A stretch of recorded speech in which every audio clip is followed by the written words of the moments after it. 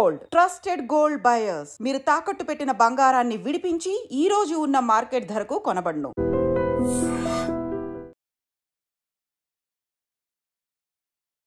అందరికీ నమస్కారం. నేను Swarupa Potlapalli. Welcome to trending topic.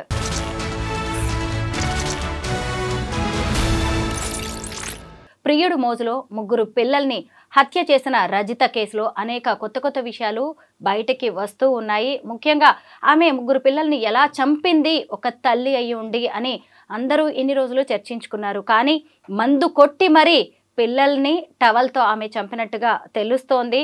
అలాగే తన బిడ్డల్ని తాను చంపిన తర్వాత ప్రియుడైన శివకి వీడియో కాల్స్ చేసి మరీ రజిత చూపించినట్టుగా పోలీసుల విచారణలో బయటపడినట్టుగా వార్తలైతే వినిపిస్తున్నాయి. ప్రస్తుతం నాతో పాటు సోషల్ యాక్టివిస్ట్ కృష్ణకుమారి గారు ఉన్నారు. ఆవిడతో మాట్లాడదాం. మేడం నమస్తే.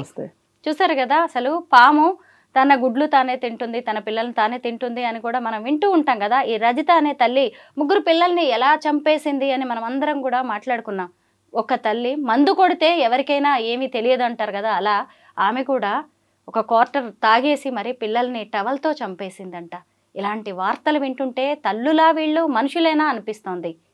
మీరు చెప్పండి, అసలు ఈ తల్లి మనస్తత్వం అనేది ఎలా ఉంది? ఇప్పుడు మీరు అన్ని పరిస్థితులు బాగున్న కుటుంబంలో, అంటే అన్యోన్యమైన సంసారం,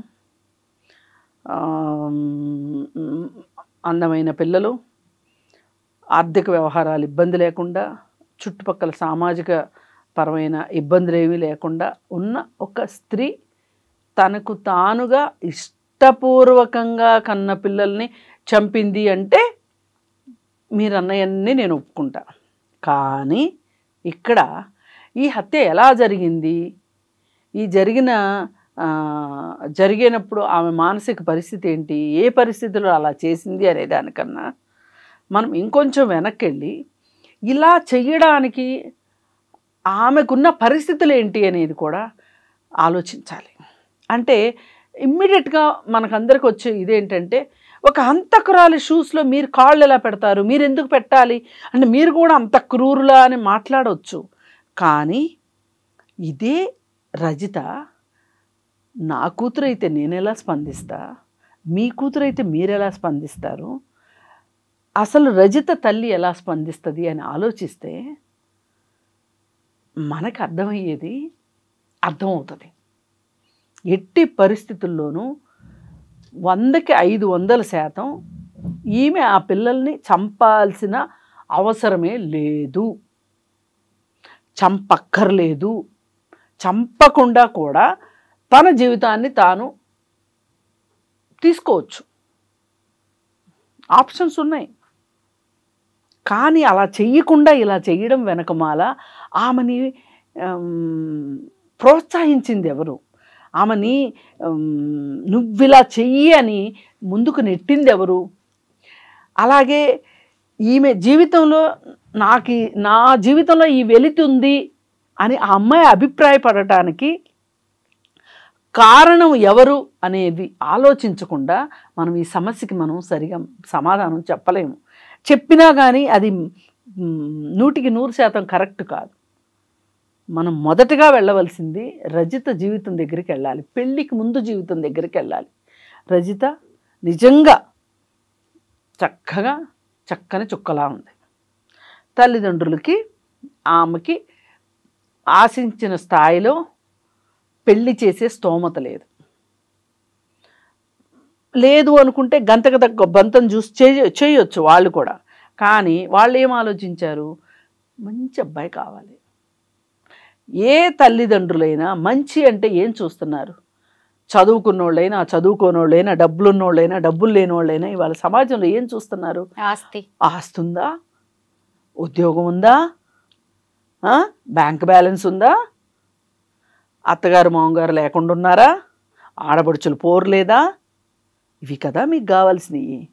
ఇలా చూసి వెతికి చేసిన పర్యవసానం ఇలాగే ఏడుస్తుంది. మరి ఒక కాయ కష్టం చేసుకునే వాడికి ఇచ్చి పెళ్లి చేసుకోకపోయారా? లేకపోతే 10th క్లాస్ వరకు చదువుకుంది, ఇంకొంచెం చదివించిన తర్వాత ఏ నర్స్ ట్రైనింగో చేయించిన తర్వాత ఆ అమ్మాయి కాళ్ళ మీద ఆ అమ్మాయి నిలబడిన తర్వాత ఆ అమ్మాయి ఉద్యోగం చూసో ఆ అమ్మాయిని చూసో వచ్చేవాడు వస్తాడు కదా అని ఆగొచ్చు కదా. మీకంత కంగారు దేనికి? పెళ్లి చేశారు. ఎవరిని ఇచ్చి పెళ్లి చేశారు? అతనికి ఆస్తి ఉంది కాబట్టి 20 సంవత్సరాల వయసు తేడా ఉన్నవాడికి ఇచ్చి పెళ్లి చేశారు. పెళ్లి చేయడం కాదు, వాడు కొనుక్కున్నాడు ఈ అమ్మాయిని కన్యాశుల్కం ఇచ్చి. మరి మీరు పెట్టిన కండిషన్ ఏంటి? పెళ్లికి ముందు నీకున్న ఆస్తి మా అమ్మాయి పేరు మీద పెట్టాలి. ఇది సమంజసమా? అంటే సాధారణంగా రెండో పెళ్లి వాళ్ళకి ఇచ్చేటప్పుడు ఆమె భద్రత గురించి ఇలాంటివి అసలు ఎవరేమన్నారండి? జాగ్రత్తలు తీసుకుంటారు. రెండో పెళ్లికి ఎందుకు ఇవ్వాలి? అక్కడ ఆస్తి ఉందనే కదా మీరు ఇచ్చింది. ఆస్తే ఇప్పుడు ఇంత గడ్డి తినేటి చేసింది. ఆస్తి లేని మనుషులు బతకలేరా? ఆ అమ్మాయికి సరిజోడైన వాడు ఆస్తి లేకపోతే రిక్షా దొక్కునేవాడైతే మటుకు తప్పేంటండి? ఎందుకు చేయలేదు మీరు ఆ పని? ఆస్తి ఉన్నోడు కావాలి. మీ అమ్మాయి మనోభావాలు ఏంటి? అసలు మన అమ్మాయికి పెళ్ళిడు వచ్చిందా లేదా? మన అమ్మాయి మనసులో ఎవరన్నా ఉన్నారా లేదా? అసలు మన అమ్మాయి మనస్తత్వానికి అతని మనస్తత్వానికి సరిపోతుందా? 20 ఏళ్ళు తేడా అంటే సింపుల్గా మాట్లాడుకుంటే తండ్రి వయసు అండి. ఈ పిల్లకి తండ్రి వయసు. పాత రోజుల్లో పల్లెటూరులో ఉండేవాళ్ళు ఇప్పుడులాగా 21 సంవత్సరం వచ్చాక పెళ్లి చేయాలనేది లేదు అబ్బాయిలకి. ఆడపిల్లలకు 18 ఏళ్ళు వచ్చాక చేయాలనేది లేదు. 13 ఏళ్ళకో 12 ఏళ్ళకో ఆడపిల్లలకు పెళ్ళిళ్ళు చేయడాలు బరువులు దింపుకోవడానికి. వీడు నేను మగాడిని అయిపోయాను, నాకు వయసు వచ్చేసింది, నాకు 2 ఎకరాలు 3 ఎకరాల పొలం ఉంది అని వీడు ఎగురుకుంటా వీడు పెళ్లి చేసుకోవడం చూసాం కదా. మరి ఆ రకంగా చూసుకుంటే ఈ అమ్మాయికి అబ్బాయికి తండ్రి కూతుర్ల అంత వయసు తేడా ఉంది. ఆలోచించలేకపోయారా తల్లిదండ్రులు? సరే, వాళ్ళ తల్లిదండ్రులు ఆలోచించాల. ఎందుకంటే వాళ్ళు ఇంకొంచెం అనడానికి కూడా లేదు. వాళ్ళకంటే కొంచెం ఒక 2 ఏళ్ళు 3 ఏళ్ళు చిన్నోడు అయి ఉంటాడు అంతే, అంతకంటే ఏమీ తేడా లేదు. సరే, అయితే ఇప్పుడు ఇతను రెండో పెళ్లి చేసుకోవాలి, పైగా అందగత్తె కావాలి, ఆస్తి ఇచ్చైనా సరే ఎక్కడికి పోద్ది? పెళ్ళాం ఎక్కడికైనా పోద్ది ఆస్తి ఉన్నంత మాత్రాన? అనుకోలే ఇలాంటిది ఒకటి జరుగుద్దని. పేరైతే పెట్టాడు, పెళ్ళాం పేరును పెట్టాడు. అసలు నా భార్యకి నేనంటే ఇష్టం ఉందా లేదా అనే ఒక ఆలోచన అయినా వచ్చి ఉండదు. ఎందుకంటే వాళ్ళ దృష్టిలో భార్య అంటే మనం సంతలో కొనుక్కొచ్చుకున్న పశువు. సంతలు జరుగుతాయి కదా. అంటే ఎప్పుడు ఆ అమ్మాయి కూడా అంత అనుమానపడే అవకాశం ఇవ్వలేదు. ఒకరి తర్వాత ఒకరు 3 పిల్లలు కూడా పుట్టారు. అదేనండి టీచర్ గా పనిచేస్తుంది. నేను అనేది అదే. ఆ అమ్మాయికి అసలు ఒక ఆలోచన లేకుండా ఎన్ని మ్యారిటల్ రేప్స్ జరిగితే 3 పిల్లలు పుట్టారో. ఆ అమ్మాయి ఇష్టంగా అతనితోటి చాలా సంతోషంగా కాపురం చేసి ఉంటుందని మీరు అనుకుంటున్నారా? ఎలా నచ్చుతాడండి? 20 ఏళ్ళు గ్యాప్ ఉన్నోడు, దగ్గర తండ్రి అంత వయసు ఉన్నవాడు ఎలా నచ్చుతాడు ఆ అమ్మాయికి? విధి లేని పరిస్థితిలో చేశారు పెళ్ళి, బలవంత పెళ్ళిది. ఆ అమ్మాయి ఇష్టపూర్వకంగా చేసుకుంది అనుకోవటానికి లేదు. ఆ అమ్మాయి ఒక భర్త అంటే ఇలా మాట్లాడతాడు, ఇలా ఉంటాడు, నా దాంపత్య జీవితం ఇలా ఉండాలి అని సినిమాలు చూసో సీరియల్స్ చూసో ఊహించుకుని ఉన్న వయసులో ఉన్న చిన్నపిల్లకి మీరు ఆ ముదురు బెండకాయని వేసి కట్టి, ఆ అమ్మాయికి మనసులో ఏముందంటే నాకు తాళి కట్టాడు కాబట్టి అతను ఏమైనా చేసే హక్కు ఉంది అనుకుంది తప్పితే అది దాంపత్యం కాదది. అంటే తన క్లాస్మేట్ అనే వ్యక్తి మళ్ళీ తన జీవితంలోకి వచ్చే వరకు ఆమెకి తెలియలేదా వెలితి లోటు ఏంటి అనేది అంటారా? అదే నేను అంటున్నా. అయినా మాట్లాడే హక్కు లేదు ఆ అమ్మాయికి. ఈ ఆలోచన లేకుండా సడన్గా వీడు వచ్చేసేసి నేర్పించేశాడని నేను అనను. ఈ అమ్మాయికి ఉన్న చెల్లుబాటు కాదు కాబట్టి, ధైర్యం ఉండదు కాబట్టి తన జీవితంలో పిల్లల్లో తన జీవితాన్ని చూసుకుంది. అలాగే 10th క్లాస్ వరకు చదువుకుంది కాబట్టి ఏదో ప్రైవేట్ స్కూల్లో ఉద్యోగం చేసుకుంటుంది. జీవితం చాలా ప్రశాంతంగా ఆమె మనసులో ఎన్ని తుఫాన్లు ఉన్నప్పటికీ ప్రశాంతంగా నడుస్తుంది జీవితం. ఈ ప్రశాంతమైన జీవితంలో ఈ రీయూనియన్ అనే ఒక గులకరాయి వచ్చి ఆమె జీవితంలో పడింది, మనసులో పడింది. అతను అసలు ఇంత అందాలు రాసిని నేనెలా మిస్ అయ్యానబ్బా అని 4 సినిమా డైలాగులు చెప్పాడు. ఇలాంటి డైలాగులు వినాలని ఆ అమ్మాయి 12 ఏళ్ళ నుంచి 13 ఏళ్ళ నుంచి ఒక భర్త దగ్గర నుంచి వినాలని ఎదురు చూస్తున్న అమ్మాయి. ఆ అమ్మాయికి వీడి ఈ డైలాగ్ చెప్పేసరికి వీడిని మించిన రోమియో కనిపించలేదు ఆ అమ్మాయికి. అవునా? అలా అయిందా? అయిన తర్వాత సరే అలా అన్నోడు అన్నట్టు ఊరుకున్నాడా? నీ 3 పిల్లలు, ఇంత అందాలు రాసి 3 పిల్లల, వాడు ఎంత దుర్మార్గుడు కాబట్టి నిన్ను పిల్లలుగానే యంత్రంలాగా చేశాడు. ఇలాంటి కథలు ఎన్నో చెప్పుంటాడు. ఈ పాటికి ఎంతమందికి చెప్పాడో. ఇప్పుడు 10th క్లాస్ అయిపోయిన దగ్గర నుంచి నా అందాలు రాసి కనిపిస్తుందని ఈవిడి కోసం కూర్చున్నాడు ఏంటి వాడు? ఇలా ఎంతోమంది కథలో కాకరకాయలు చెప్పే ఉంటాడు. చివరికి ఈమెకి ఇలాంటి కథలు చెప్తే అప్పుడు ఈమె ఏదో అంటారే తొలకరి జల్లులో పురువిప్పిన నెమలిలాగా నాట్యం చేసింది అని ఈమెకి అతని అధీనంలోకి వెళ్ళిపోయింది. అధీనంలోకి వెళ్ళిపోయిన తర్వాత నీకు ఈ పిల్లలు లేకపోతే నేను పెళ్లి చేసుకునేవాడిని, సరే పిల్లల్ని తీసుకుని వచ్చేస్తాను అందనుకోండి. తల్లి తొందరగా పిల్లల్ని వదలాలనుకోదు. లేదు పిల్లలు వద్దు, పిల్లల్ని ఇక్కడే వదిలేయి, నువ్వు ఒక్కదాని వచ్చేయి అన్నాడు అనుకోండి, అది కూడా ఒక తీరుగా జరుగుండేది.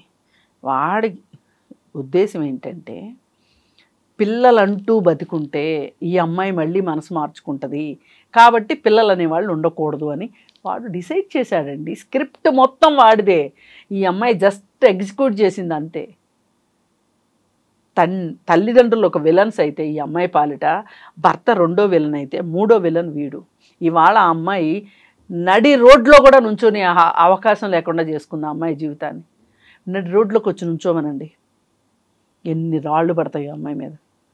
మొన్న జైలుకి వెళ్ళి ఉంటుంది కదా, జైల్లో ఎంత పంచాయతీ జరుగుద్దో మీకు తెలుసా? తెలియదు ఎవరికి, బయట వాళ్ళకి. ఇలాంటి పనులు చేసి వచ్చిన వాళ్ళ కోసం అక్కడున్న వాళ్ళంతా ఏదో మదర్ తెరిసాలు అన్నట్లు ఈ వచ్చిన వాళ్ళ మీద పడిపోతారు.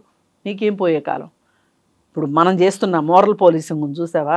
ఇంతకు మించిన మోరల్ పోలీసింగ్ జరుగుతుంది. మ్యాన్ హ్యాండ్లింగ్ కూడా జరుగుతుంది జైల్లో, తోటి ఖైదీల దగ్గర నుంచి. నరకం అక్కడే స్టార్ట్ అవుతుంది ఆ అమ్మాయికి. అయిపోయిన తర్వాత ఆ అమ్మాయి అనుకోవచ్చు, నేను జైలుకి వెళ్తే అసలు నన్ను ఈ ప్రశ్నలు అడిగేవాళ్ళు లేరు, ఈ ఇంట్రాగేషన్ లేదు, ఏమీ లేదు, నేను ఎవరికైనా మొహం ఎట్లా చూపించుకోవాలి అనుకునే అవసరం లేదు నాకు, నన్ను తొందరగా ఊహించలేదు దొరికిపోతాను. అదే ప్రతి నేరస్తుడు దొరుకుతాము అనుకుంటే ఎవ్వరూ నేరాలు చేయరు. ఈ సినిమా ఫ్లాప్ అవుద్ది అంటే ఆస్తులన్నీ పెట్టి ఎవడో సినిమా తీయడు. పెళ్ళైన 3వ రోజే మొగుడు చంపేస్తాడు అంటే ఏ తల్లిదండ్రులు పెళ్లి చేయరు, అనుకోరు కదా. ఎందుకు అనుకుంటారు? అనుకోరు. అని ఇప్పుడు తెలిసి వస్తుంది అమ్మాయికి అసలు జీవితం ఏంటో ఇప్పుడు మొదలైంది అమ్మాయికి. భర్తతో జీవితం మొదలు కాల, ఒక యంత్రంలాగా పిల్లల్ని కన్నది అంతవరకే. వీడు వచ్చిన తర్వాత 4 రోజులు ప్రేమ పాఠాలు చెప్పాడు, ఇదే జీవితం అనుకుంది. ఈ 2 అయిపోయినాయి. అసలు జీవితంలో అసలైన జీవితం ఏంటో ఇప్పుడు నుంచి ఉందా అమ్మాయికి. ఎందుకంటే ఏ నేరం చేసినా ఆడవాళ్ళని చూసే దృష్టి వేరుంటుంది, మగవాళ్ళని చూసే దృష్టి వేరుంటుంది. మగవాడు నేరం చేయనివ్వండి, గొంతు బిసికి పెళ్ళాన్ని చంపేయనివ్వండి, ఆడి గ్రేస్ మార్కులు ఇచ్చేస్తారు. ఎందుకంటే మనము స్టీరియోటైప్లో అయిపోయాం.